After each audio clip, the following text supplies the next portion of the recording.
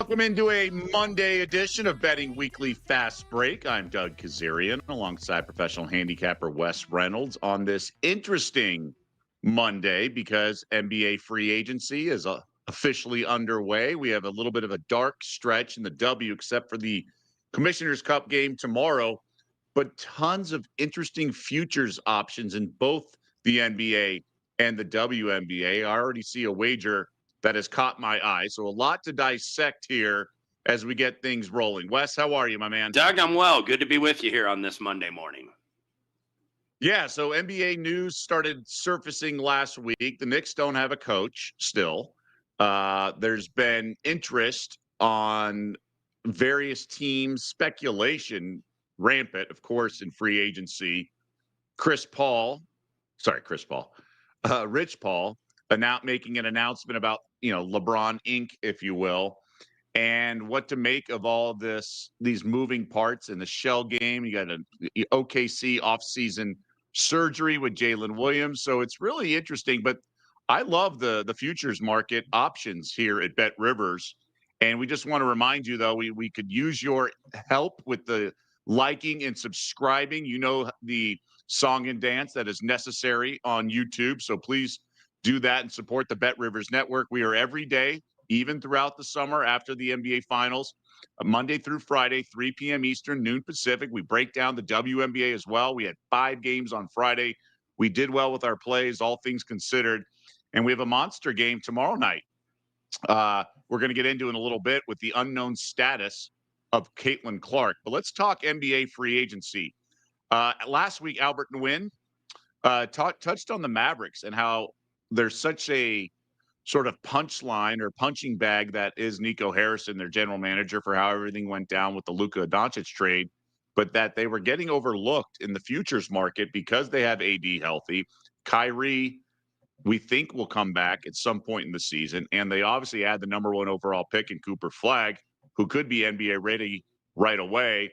And they have those pieces that were really injured that they went and got during the trade deadline the previous year with Gafford and Derek Lively. So there's a lot to like with this team that could add a piece or two.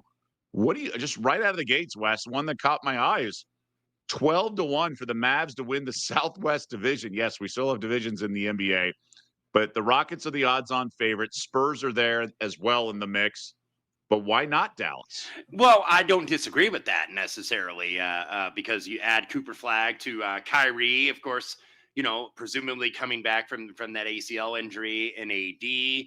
They've still got talent on that team there in Dallas, and I think that gets ignored. And the market reacts to obviously the most recent news, because we were mentioning that this had been a quiet free agency before we were having a discussion before we went on air here.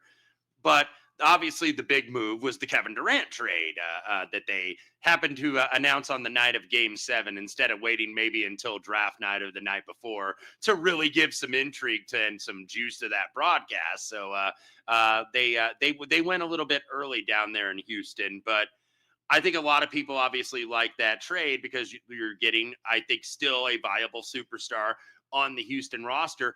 And even though you did, I'm not saying you gave up nothing. You didn't have to give up, Alperen Sengun. You didn't have to give up Amen Thompson. You didn't have to give up Jabari Smith. You had to give up Jalen Green and Dylan Brooks, but you didn't seem to give up, I think, your most key pieces to get Kevin Durant. And that's why you're seeing, I think, so much love for Houston, and then San Antonio getting Dylan Harper, who is going to be the second choice on the odds board for Rookie of the Year. Is this the year where San Antonio finally takes that leap? I still think there's a lot of unknowns, so I'm not mad at that Dallas to win the Southwest Division, Bryce. Durant's got an injury history later in his career. And to your point, this Rockets team had some issues a lot. Now, Durant may be the answer. They're very well coached with Udoka, but they might start a guy like Jabari Smith. So they're thin. I don't think Smith has panned out, but I think the verdict is still out with him. So I think the upside's certainly there. And to your point, though, I didn't love Van Vliet last year. There's just a lot of kind of question marks. Spurs are solid, but they have question marks too. I just think 12-1 is a little crazy, but I also understand that that's what the odds market has to do if you're going to have a minus whatever it is, 335 favorite like Bet Rivers has. So anyway, Wanted to get into that. There's some other division interesting things. Warriors plus 175. There's speculation of Kuminga, maybe a trade package with Miami, maybe returning Andrew Wiggins. They're interesting because the Lakers are the favorites at plus 140. It looks like they're going to lose DFS, but while they may lose Dorian Finney-Smith, who's a favorite of Luca, they might get a center, maybe Aiton, Hmm. maybe Brook Lopez.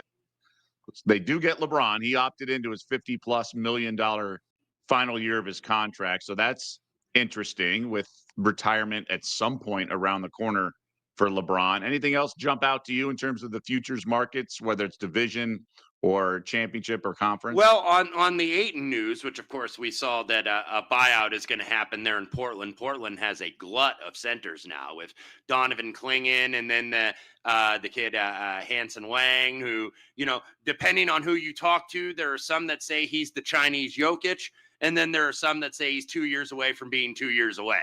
So we have no idea what's going on there in Portland from their situation, but I think DeAndre Ayton, a lot of smoke maybe that he would go to the Lakers because he's represented by Bill Duffy, who was also represents Luca. So that would make sense. The Lakers, of course, need a big guy. They were trying to get Mark Williams at the deadline. Whoever you believe, the physical was not passed, and now Mark Williams, by the way, ends up in Phoenix with Malawach, who was traded in that draft day deal with the Houston Rockets.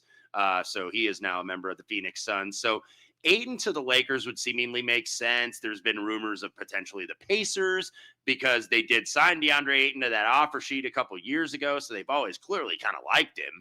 But I don't know about that. I think they're going to probably re-sign Miles Turner and maybe get a depth piece, potentially Nick Richards from the Phoenix Suns, who's now kind of the odd man out. Maybe he'll get that mid-level exception and be a help for rebounding off the bench. But I think that I could see Ayton to the Lakers. That just makes too much logical sense. But you gave a division, I'm going to give a division as well, where there was a price that kind of jumped out to me, and that's in the Atlantic Division. How about the Philadelphia 76ers at plus 750? And they're 13-1, by the way, at Bet Rivers to win the Eastern Conference. The Knicks are the odds-on favorite who still don't have a coach. What are they going to do with their roster when your best two players are your worst two defenders? You still have to do some reconstruction with that roster based on who you hire as coach and what style of play, if anything, changes. Boston 2-1. Boston did make some moves, getting shedding Holiday and Porzingis in terms of their contracts, getting a bucket getter like Anthony Simons. But the Sixers at plus 750. And look, I've never been a really big believer in the Philadelphia 76ers. There's a lot of people that have continued to chase this team all the way back to the trust the process days. But this team still does have Joel Embiid, Paul George, and Tyrese Maxey. They get a kid that's probably going to make a decent impact as a rookie in VJ Edgecombe with the third pick out of Baylor. So I think that's a little bit of an aggressively high price for the Philadelphia 76ers. I know they were bad last year, and I know they were only 7-8 with that quote-unquote big three together, but it takes 25, 30 games before you really know if these guys can play together. So I still think you don't know that, oh man, they just can't absolutely play together. So I thought the Sixers, that was a little bit aggressive at plus 750 to win the Atlantic because this team might have a chip on its shoulder too. So this might be, even though they're more of a veteran team and you have load management with a couple guys, this might be a try-hard team in the regular season. So the Sixers stood out to me there in the Atlantic. It's funny, that caught my eye initially, but I sort of backpedaled because I'm with you in the futures market, but not necessarily division. I like them, and I mentioned this last week. I talked to a sharp odds maker, and he likes them in their championship odds because if Embiid can ever put it together with this, like you mentioned, the two sort of running mates with Maxey and Paul George, they are some nice payouts. They're as out talented as there. anybody in the East, I think. Right, and they have a great coach with Nick Nurse, who's certainly demonstrated. But they're 33-1 at Bet Rivers, and so the reason I'd rather have them to win the title because I think now you're saying they could try hard in the regular season. I'm saying they may baby Embiid during the regular season and protect him for a playoff run. Now when Maxey plays without Embiid, he plays well, and they can put up numbers and things. I actually wonder if they're going to be a sleeping giant come playoff time and not necessarily a regular season team But to your point, there are question marks in the two teams above them in the Atlantic, and that's the Celtics, who we don't really know what's going on, but we know Tatum's out a while, maybe the whole season. And then the Knicks have some moving parts, and they obviously outperformed expectations this past year. But I think I'd rather bet them to win the title. Yeah, I could see that. I think a lot of that is depending on like the periphery of what happens with free agents because they have Grimes, who's a restricted free agent, good 3-point shooter off the bench. Kelly Oubre, will he take maybe a little bit less money? What we shall see, but they've got some pieces, some guys that can score and some guys that can shoot that they need to determine what they want to do, but they still have that big three intact for sure. And then incorporating the young guy Edgecombe, who, when you draft him number 3, you're expecting he's going to give you some kind of production at least right away for his rookie year. And his So yeah, athleticism is NBA ready. yeah. Yeah, absolutely. So he's going to get his look, and they're going to try to see how they fit in. So maybe, I don't know. It could be like a baby Embiid or whatnot, but I think that they kind of want to know a little bit who they are and what they are in a more immediate sense. So, but maybe to win the East might be a little bit of a better value Yeah. at 13-1 rather than the division at plus 750. But I do think that they might try harder than meets the eye. But I'm talking myself more into like an Eastern Conference bet rather than a division bet. Yeah, I agree. The second unit's outstanding, right? And they played well at times. With McCain was a total Hmm. find, right? And you have Grimes and Oubre and Yabusele are really solid role players off the bench. And I love Maxey so much. I think he's just so electric, and he really's taken giant steps the last couple of years. I like their coach, as I mentioned. There's a lot to like. I gave it out last week, and the markets responded. I thought Cavs at plus 850, and now they're 7-1. With the East having these 3 Achilles injuries, right? Hmm. All the guards, Halliburton, Tatum's a forward, but Tatum, Halliburton, and Dame, and the unknown. We saw Durant not go to the East, right? And these other moving parts, Cavs are just going to run it back with the dominant number 1 seed. I don't see why that's not value. And they're going to grow from that experience of losing to the Pacers in the second round. I think they very well could, and even with the healthy Tyrese Halliburton, I still think the Cavs were going to be the favorites in the East, no matter what would have happened in that Game 7 last Sunday night. But just eyeballing the prices for the Eastern Conference, they're going to be better, and I think Desmond Bain fills the need. But Orlando at 4-1 to win the East, I think is very aggressive. Yeah. You are not getting any value at this standpoint with that team, because they still got some things that they need to work out. I think short term Bain does fit a need because that team desperately needs outside shooting. They were one of the worst 3-point shooting teams in the league.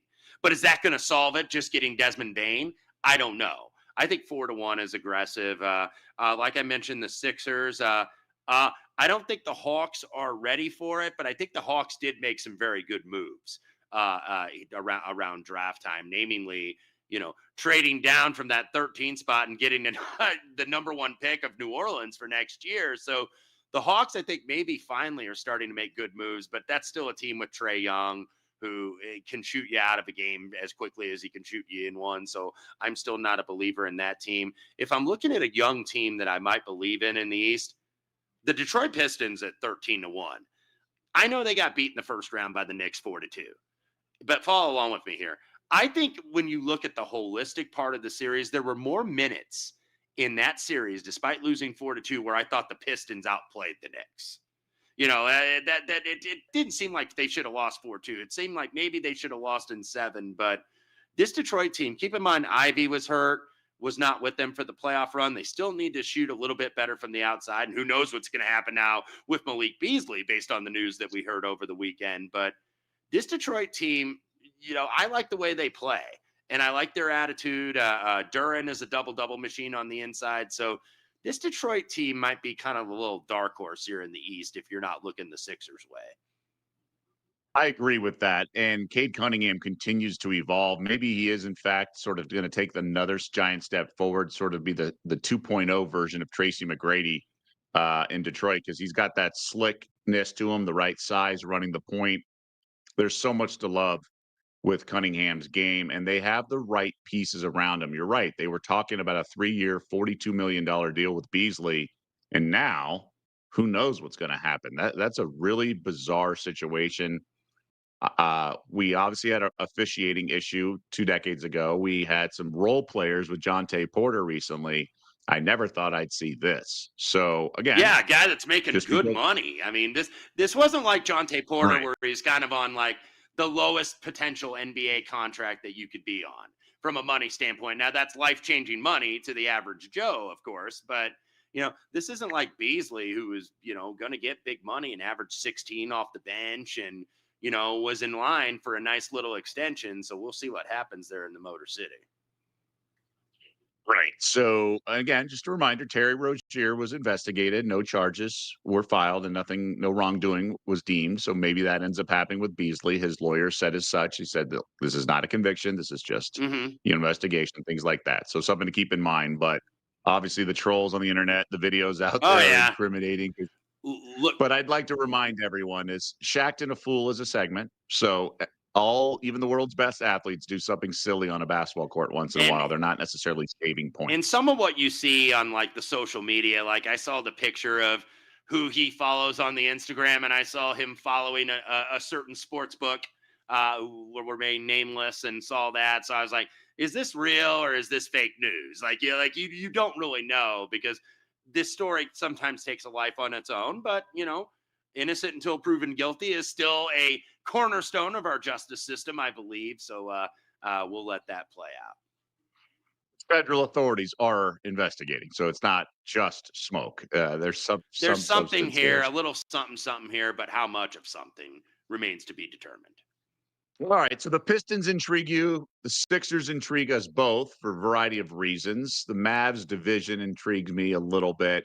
What do you make of the Lakers? Now, they are sort of at a crossroads because they're on Luca's timeline because you get a generational superstar to build around. A little different than LeBron's timeline, but LeBron is certainly an impactful player even at this stage of his career and what will be his 23rd season, which will break a tie with Vince Carter's the all-time record. He's 50 regular season games away from passing Robert Parrish. Truly remarkable longevity numbers when you think about it. And the Lakers, I mean, they're still the Lakers, and they did well against OKC this year. They just never got a shot. Obviously, that game 4 against the T-Wolves was a swing game. They should have really had it tied 2-2. Luka had the food poisoning ahead of game 3, and the press break, the foul, if not called, things like that. I think the Lakers now look, I'm a Laker fan, but I'm usually level-headed about them. I actually think they're closer than people think. I understand their odds are skewed because of the money behind them in the futures market, blah, blah, blah. I actually think they're going to be a really tough out if they keep this together. I like Redick as a coach, and having LeBron and Luca is tough to beat in a 7-game series. It is, and look, I don't want to necessarily be a prisoner of the moment here on the news because, of course, the biggest news around the Lakers, besides the fact that LeBron is opting back in for another season, is that the ownership change. Of course, because now with Mark Walter and that group that has bought this team, what's going to be the direction? Because what we heard immediately was, okay, they're going to spend whatever money like the Dodgers do. Of course, Walter part of that ownership group with the Dodgers as well. So maybe that's going to be true, but it might not happen like that first year. And there's still some changes there and some moving pieces, how much, even though she's listed as controlling, how much does Jeannie and Rob Pelinka, how much control do they have? So there are some moving parts, at least off the court, but on the court, yeah, I feel that they're an absolute contender if they get a big guy. I think getting somebody like an Aiton is going to make them a lot better because that Yeah, they need a big. They yeah, need a and center. you saw it against Minnesota, but because that was a big Rudy series, and we've seen series where Rudy gets played out of series by opposition, and Rudy just dominated because they just did not have the size down low. So I'll be interested to see what the Lakers do. The Aiton move certainly makes sense. Who they let walk. You would think, okay, Finney Smith is going to go. You would think Jackson Hayes is probably going to go because they are free agents. I did like the kid that they drafted in the second round, a long-term guy, Thiero, out of Arkansas, who's a good straight line guy, not a great shooter, but he'll run that break and he goes north-south very quickly. And then, of course, Reeves, I think, has emerged as a consistent guard in this league. You've got some three-point shooters on this roster with Gabe Vincent. We'll see what happens with Connect Four, who kind of seem to fall out of favor there in Los Angeles. But I don't know if I'm willing to say, ultimate. I think betting them 8-1 to win the West is not really a great bet to me personally, because I feel like this team should be priced maybe a little bit closer to where the Warriors are rather than, closer to where the Nuggets are, the Timberwolves are at 8-1. Like, I think they should maybe be the fifth choice in the West on the board. You're obviously not going to give a massive price where they're 15-1 or something like that, but you're never, I think, really getting the true price that you should get on the Lakers because of how popular they are. Right. Odds makers are risk managers. So, and it's one way betting market, right? Just you can only bet on one side, the team to win the West. So they're going to manage their risk and move the market, but very different than a point spread, right? So it's always interesting. Now, it's not like it used to be where it was just so egregious back in the day. Now it's pretty fair, but just slightly skewed. We saw that with the Fever and Caitlin Clark a little bit. Maybe they'd be like one notch below or something like that. So instead of the third favorite, they'd be the fifth favorite or fourth favorite or something like that. It's never that egregious with the Lakers because there's so many teams now, especially in today's NBA, right? We've had 7 straight years without a repeat champion, and we've had different champions, I should say, over 7 straight years. So it's a much more balanced field of parity in the NBA as opposed to the last, prior sort of stretch of years where it was really just 3 teams, 4 teams that could win the title. Now it's like 8, right? Pacers were never on people's radar, the Mm-hmm. top 4, whatever. So it's like 8 to 10, 7 to 10. Injuries are going to play a role next year. We'll see what happens with some of these guys potentially coming back. Hopefully everyone is healthy and can respond and return from those Achilles injuries and whatnot. But now there's like, I mean, literally legit 10 teams that can win it all, 8 maybe, depending on the year, but no longer is it 3 or 4. Yeah. We're certainly in the parity, I think, of the league, and some people like that. Some people like the dynasties, but because I'm not convinced. And the Thunder, by the way, 125 to win the West, and certainly the favorite to repeat at 2-1. And I think they're still going to be a factor. But keep in mind what we saw a couple years ago at Denver when they won, and they emerged as, I think, the clear best team when they won that year. They were out of gas by like March the next season. It is really hard. And I know we've seen it, frequently in years past in the NBA. It is really hard to repeat. And I think it's even harder nowadays. Great point. I think this team, OKC, is built a little differently, more Sure. strategically. They have a deeper bench. Their stars are a little younger. Jamal Murray he's been plagued with so many injuries.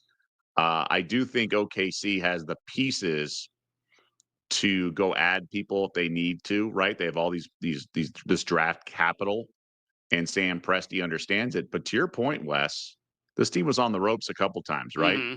Down 2-1 to Denver and trailing in game 4 in the fourth quarter, an underdog on the live money line. The next series, it was 2-1 with Minnesota, right? We know that the Pacers took them to 7. So this team is far from a dominant. They're the rightful favorite. I think plus 200 is a little cheap, but who am I? I don't know what the managing of the risk is. I would have put them at like plus 350 Yeah. because I think the playing field's a little bit more level, but there are so many teams that are making a push. We mentioned the Rockets going to get Durant. We mentioned some of these other teams in the East and we'll see what happens with free agency, but teams are going to be loaded. The West is going to be a gauntlet, but you don't have to beat every team in the West. You just have to beat the 3 teams you're matched up against in the bracket. And I think OKC will likely have the best record next year because of that depth and because of the talent, obviously, and their youth is just going to get better. So I can see the Thunder having home court again next year's Western Conference But playoffs. does it feel like maybe next year we are going to have, I don't know, maybe not 68 wins for the Thunder. Certainly they could be in the 60s. You would project so, but doesn't it seem like we're going to have like a lot of like 50-win teams? You know what I mean? Just a bunch of teams kind of in a muck there where there's very little separation. Well, that's been the case the last handful of years where teams are sort of devaluing the regular season, right? Load management has become more of a priority. And I'm not saying they're punting on some games, but we do see that every once in a while, a punt of a game here and there, resting like 4 of the 5 starters when they're like the third game in 4 nights, things like that. Teams have prioritized health and are willing to give up, home court and be a 6 seed, be a 5 seed, and not care for the 4 seed because it's so much easier to win on the road nowadays. The home court is devalued, and we know that across a lot of sports in the betting world. Just the ATS performances. Travel is much easier nowadays with private planes and everything, technology, nutrition information, everything. So going on the road is no longer this like gauntlet that it used to be. I think college basketball, it's still the most pronounced home court advantage in terms of all the sports, all the levels. But I think NFL teams, ATS is road teams have done above 50% the last few Yeah. years. And I think in the NBA, just dogs on the road and winning outright, I think happens at a higher rate these Yeah, days. one more quick thing, because we briefly mentioned this team earlier, the Knicks. Just kind of scrolling the Twitter here. This from Frank Isola, who you see on ESPN and SiriusXM NBA. He is saying that potentially Mike Brown emerging as the front runner as Knicks coach. Does that do anything for you? I don't think it does anything for me, really, with the Gets Knicks. me more involved in the Sixers, frankly. Okay. I think Mike I Brown was gonna is pretty say, overrated. like that doesn't really move the needle or tickle my fancy here, if I'm a Knicks partisan or a Knicks better. So we shall see. That's obviously not done. That's still very much speculative, but from Frank Isola, who's been a longtime NBA reporter. So I'm at least going to take that for what it is, and doesn't really do anything. I'm down on the Knicks anyway, and that wouldn't get me up on them. Frank, by the way, awesome dude. Yes. I've hung out with him a couple times. Very, very nice person as well. So he does a lot of heavy lifting in the NBA world too. So he'll be an interesting person to track with this Knicks coaching situation. So that sort of where we stand in the NBA, there's some interesting and look, odds makers know what we know, right? Unless you have for sure like know what something's going to happen in terms of significant move. Like there were bettors back in the day that knew LeBron was going to the Miami Heat. Other than that, it's a fun sort of futures game to try to get ahead of the market, but sometimes it's good to hold the powder. And we transition now to the WNBA and the NBA. As as fans, we know they have those funky courts for the cup games, and then they have the 4-team tournament in Vegas in December. Well, the Commissioner's Cup is in the WNBA, same concept, similar concept, I should say, but they started it. They were the first ones to do it. And they have a championship game tomorrow. This one's on the home court of the Minnesota Lynx, who host the Indiana Fever. This line was 4, and I was staring at it all week, just like a ninny not pulling the trigger. And now it's 6.5 with Caitlin Clark missing the last 2 games with a left groin injury. And that's on the heels of her left quad injury. Prior to that, she had played 185 straight games, hadn't missed a game since high school. So this back-to-back injury thing is really interesting. Now, these are not official games in the regular season schedule, much like the NBA Cup in Vegas. So do you hold her out if she's not 100%? Because 20 grand is on the line. Winning team gets 30, losing team players get 10. So it's a 20K difference. That's a lot for maybe not Caitlin Clark, but everyone else. And that's why this line's gone up to 6.5, because we still don't know if she's going to play. She's increasing her activity in practice, but still not a full participant in practice. That was as of yesterday. Wes, I know you're close to the situation. You were listening to Indiana radio earlier. What do you have for us in terms of the latest on this situation? Yeah, Stephanie White, as predicted, was pretty non-committal on whether Caitlin was going to play. She was at practice. Now, how much she did, I don't really know, because this came back, because remember, she did come back from the injury and had that great game against the Liberty. Had a really good game against Connecticut. That was, of course, the little tete-a-tete where J.C. Sheldon poked her and Marina Babry body checked her, and so there was all the speculation, as there always is on Twitter, about Caitlin Clark. They're like, "Oh my God, they broke her," and I'm like, "No, I don't think so." But she did not have a good game against Golden State, and then the quad injury emerged. So Fever had a really erratic week too. Like they had a really busy schedule. Like the schedule, we mentioned how last year it was so hard right away, and then it was easier to start the year this time. But they've been very busy. They had to go to Golden State, lost, went to the Aces, led in the fourth quarter, blew another fourth quarter lead, and then didn't go over on the trip without Caitlin, by the way. They won against a pretty good Seattle team.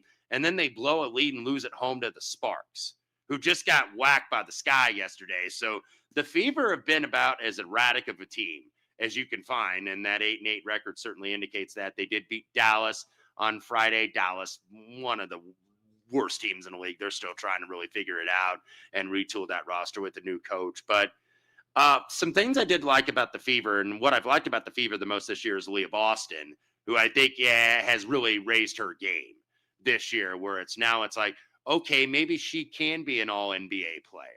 You know, certainly a starter in the All-Star game, I think, would be deserved. Kelsey Mitchell's obviously been scoring a little bit more. She's had to shoulder more of the offensive load. They did get Ari McDonald back. I think that one thing, moving on from Dewana Bonner, or whether Dewana Bonner moved on from them, whether it was mutual parting in ways, whatever you want to describe it as, I think has been good because they were happy to have Ari McDonald, who was a hardship signing earlier this year, and then they had to let her go because you can only have so many players on the active roster. And McDonald, I think, has been a nice little ad for the Fever off the bench. Can shoot a little bit, maybe can help out when you get Caitlin back, because what they wanted to do this year, Doug, they wanted to have Caitlin play a little bit more off the ball, where she doesn't have to handle it every single time. Because one of the frustrating things to watch is like, it feels like she has to create all her shots by herself and that nobody really creates anything for her. And maybe McDonald can help facilitate that. But yeah, when it was 5.5, I saw on the line for tomorrow's Commissioner's Cup, a lot of people like, oh my God, only 5.5. Like the Fever might be without Caitlin, and the Lynx have, I think, been the best team in the league. I think the record shows that. They won the Commissioner's Cup last year over the Liberty, toyed with Connecticut. The starters didn't even play the fourth quarter, and Connecticut's shorthanded, but they were up, I think, by about 40 or close to 40 going in that fourth quarter. So none of the key pieces really for the Lynx played in the fourth quarter, so they should be well rested here. I don't know what to do yet, Doug, because I think probably the move has now been made. Maybe it goes to 7.5 when Caitlin is officially ruled out. There are a couple of rogue sevens out there. Bet Rivers and most of the market, by the way, now at 6.5. So maybe a small lean to the under is probably where I'd look at, because I don't know what to do with the side. But I do think, because it is money on the line and it is a little bit of prestige with the Commissioner's Cup, you would think that these two teams would play, I think, much better defense and would shore it up from obviously what you might get in your boilerplate regular season game. I was just about to ask you about the total. This one's come down a little bit with the coinciding with the line spread moving up as well. So maybe speculation or doubt of Caitlin Clark. So it's gone from 167 to now 165.5. Last year's game, very high scoring, landed 183 because the Lynx just lit up the Liberty, and they played in a different arena last year. I think Barclays was occupied, so they had to play in a nearby arena. I forget where it was. And maybe even at MSG. I'm not sure. But excuse me. So I'm torn here. I think the Lynx can roll them if Caitlin Clark doesn't play. Now they've played pretty well again in a couple games in stretches. I thought they had a nice win against the Wings, but this is a team that kind of lacks cohesion, even with Ari McDonald being a nice sort of mid-season addition. There's some unknown here, and I would have to roll with the Lynx, who are just, solid defensively. They don't rebound great. So Boston could have a big game, but with Collier and everything, they just bomb threes, and it's such a tough team to defend. Yeah, I wouldn't disagree with that. By the way, that game was in at the UBS Arena, Elmont, New York, where kind of right by where Belmont Park is up there outside of the city. So that's where they played that game. This game will be in the Target Center, of course, tomorrow up there in Minneapolis. So home game for the Lynx. Yeah, gosh, the Lynx were my pick to win it all at the beginning of the season. I don't want that to cloud my judgment, and I don't think better should just for one game. But I'm waiting. I don't know how much I want to get involved in the Fever, because they have proven, the Fever, though, that they can beat any team on any given night. because they beat the Liberty, and I know they didn't have Jones, but I was at that game. The Fever were the better team that night, and they go to Seattle, not an easy place to win, but then they lose at home to the Sparks. But then Unnecessary. yeah, but then and I know Golden State has been better than people thought, with Nikazi being, right there for coach of the year. And I think the Aces clearly miss her on Becky Hammond's staff. But when you're double digit favorites, you don't expect to lose by near double digits, which the Fever did.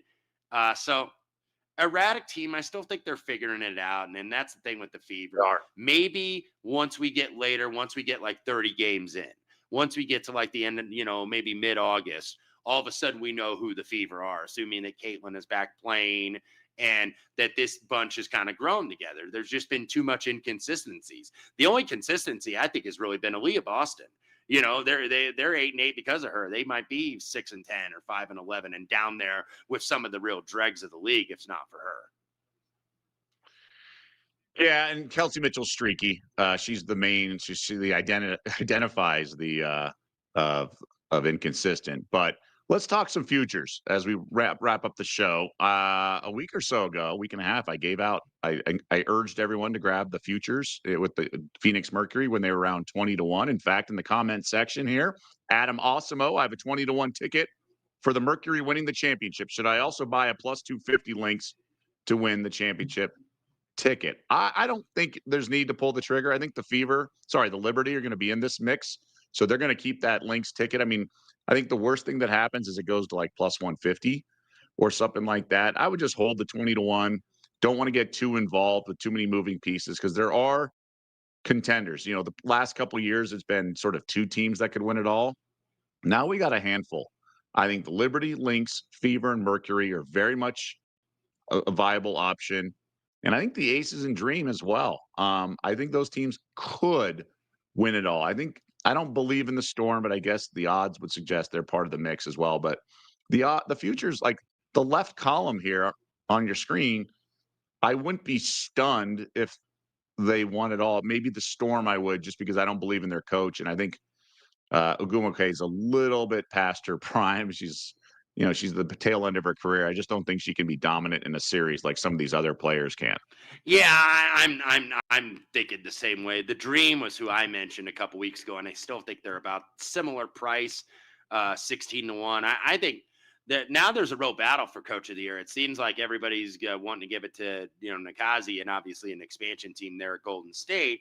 Golden State, by the way, would be, I believe, the 6th seed today in the playoffs. They're 9-7, only 8 of the 13 make it. But Carl Semesco with the Atlanta Dream has done a great job with, I think, personnel that don't quite yet fit his system, because he's got a lot of bigs on that roster.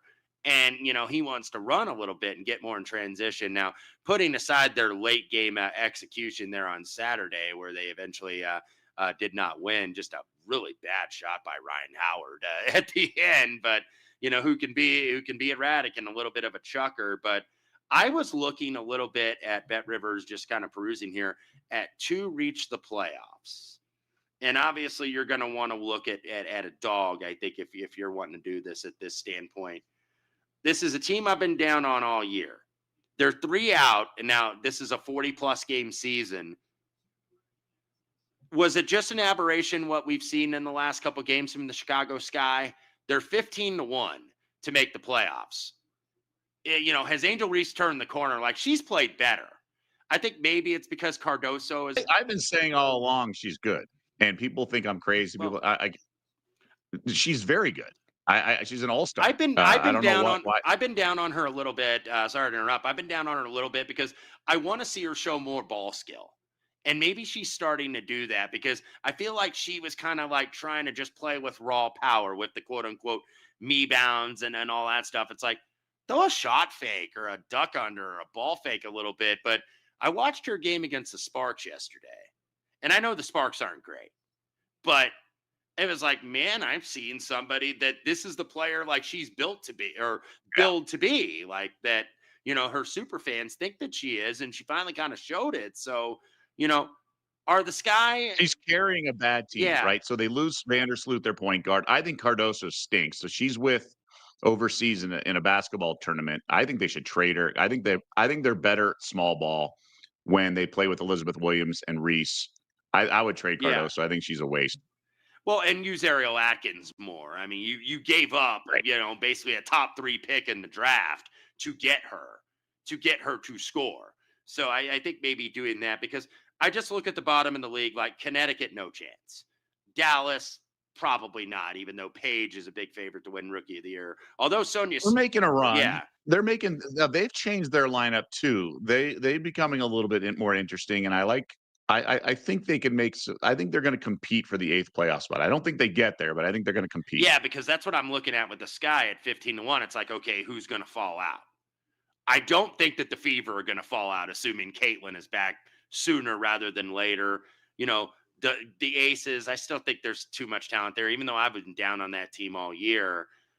Golden State, are they just kind of catching people off guard, and then maybe they come to earth where like water finds its level?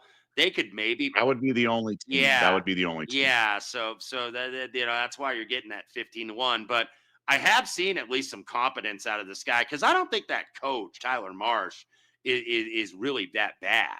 I think he knows what he's doing. I just think he's got kind of a bad mix, maybe, of players that don't all fit together. But you look, the Sky, they did beat the Sparks. They did cover against the Valkyries on the road. So maybe showing some signs. I'm probably not going to get involved, but that price at least kind of stood out to me a little bit, because, like, I don't think the Dallas Wings should be plus 950 to make the playoffs, and the Sky only 15-1, personally. Right. Frankly, I'd get involved with the Sparks minus 1667 to miss the playoffs. I think they stink. I think Kelsey Plum's incredibly overrated. I think they're getting exposed. I don't think much of them. They're incredibly inconsistent. And Yeah. to your point from earlier, there's just too many teams above them in the standings. I think the MVP race is interesting. I understand the odds-on favorite. You and I talked about this last week. We didn't see it, but like it's kind of wide open if something happens with Collier. I think all these pieces, like Alyssa Thomas went from 100 and something to 1 to now 19 to 1. Asia Wilson's back in the mix at 33 to 1. Ultimately, I think Collier gets it, but if there's an injury or something happens, there could be some nice tickets available right now for the futures market. Yeah, I wouldn't recommend a bet on Caitlin at 275. Her and Fee did get voted the All-Star captain, so they're going to have that draft. So it'll be interesting to kind of see, the drama and all the WNBA Twitter drama and who drafts who and whatnot. So look forward to that. In terms of down the board, maybe too much, but what about Satu Sabali at 55-1? I know the Mercury lost yesterday. And Alyssa Thomas, the big move was on her, but Satu at 55-1, that's a big number. That's a big number. She's known as the unicorn. Yeah. Alyssa Thomas, her teammates, they're in the mix as well. I don't think Copper could get it, even though I think she's excellent. I think those two would be the ones to get it. They would have to continue this sort of standings push and finish second or even first. Yeah, I mean, look, she's very well regarded. She's considered the unicorn. AT would probably get the deference because of her assists and the fact that she's been in the mix and her defense. But if Sabali goes off and continues to bomb threes, yeah, I don't see why not. And I got to say, too, if you're Phoenix, one thing on them, I don't know if I add DeWanna Bonner. Of course, people know that DeWanna Bonner and Alyssa Thomas are married. I don't know if I want to do that and disturb what you got. I know they lost it late to the Aces yesterday at home, but do you really? This Phoenix team, I think, has been better than a lot of people anticipated. Do you really? They're getting better. They have 4 rookies. Yeah, they have 4 rookies, so they're just going to get better. Yeah. Do you really want to disturb that with DeWanna Bonner? Maybe she, father or sister time or father time or whatever you want to call it, just kind of caught up with her. Their time. Yeah. Right. Yeah. Mother time as well. Yeah. All the times caught up. Maybe she just, you hit that wall and it's like you can't play at that level anymore.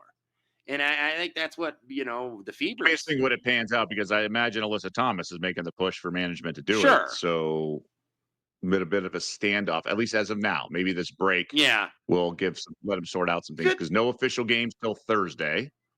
And that's when you're back on this show. So we'll have a bunch of games, 5 games to break down on Thursday's slate of regular season games. So we have tomorrow. So no official play for you from the Fever at Links? Not as of yet. Might get involved tomorrow with something, but just waiting on this news a little bit.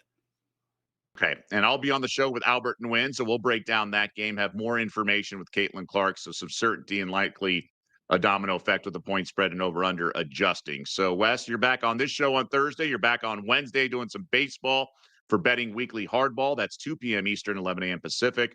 And we are here on Fast Break every single weekday, 3 p.m. Eastern, noon Pacific. So that's going to do it for this show.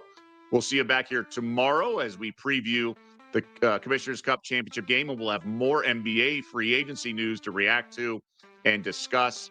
That'll be a good conversation with Albert and Wynn. So for Wes and everyone behind the scenes that does all the heavy lifting, I'm Doug Kezirian. We'll see you back here tomorrow.